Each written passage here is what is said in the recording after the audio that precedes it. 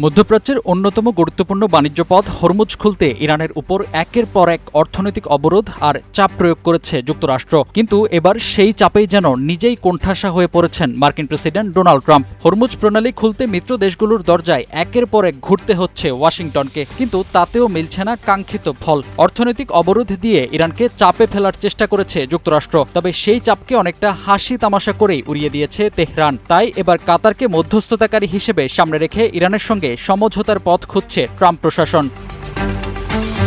Hormuz প্রণালী নিয়ে আলোচনায় বৃহস্পতিবার তেহরান সফর করেন কাতারের প্রধানমন্ত্রী শেখ মোহাম্মদ বিন আব্দুর রহমান আল থানি। বৈঠকে হরমুজ খুলে দিতে ইরানের পক্ষ থেকে যুক্তরাষ্ট্রের সামনে রাখা হয়েছে একাধিক শর্ত।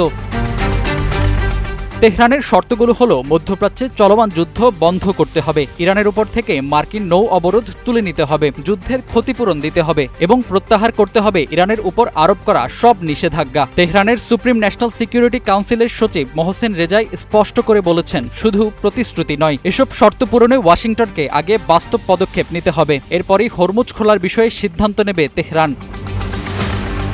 অন্যদিকে হোয়াইট হাউসের প্রেস সেক্রেটারি ক্যারোলিন লিভেট জানিয়েছেন, ইরান ইস্যুতে ট্রাম্প এখনও সব বিকল্পই খোলা রেখেছেন। তার দাবি, ইরানের অর্থনীতিকে চাপে ফেলতে চলছে অপারেশন ইকোনমিক আউটকাস্ট। তিনি আরও বলেন, ইরানের সঙ্গে এই মুহূর্তে কোনো অর্থবহ আলোচনা হচ্ছে না। প্রেসিডেন্ট যতক্ষণ না মনে করেন তেহরান অর্থবহ আলোচনায় বসতে প্রস্তুত, ততক্ষণ পর্যন্ত চাপ অব্যাহত থাকবে। এর মধ্যেই হরমুজ ইস্যুতে ইরান ও ওমানের মধ্যে বাণিজ্যিক জাহাজ চলাচলের জন্য নতুন করিডোর তৈরির চেষ্টা চলছে। যদিও ওয়াশিংটন বলছে এই সমঝোতার সঙ্গে যুক্তরাষ্ট্রের কোনো সম্পর্ক নেই এবং ইরানের উপর নৌ অবরোধ বহাল রয়েছে।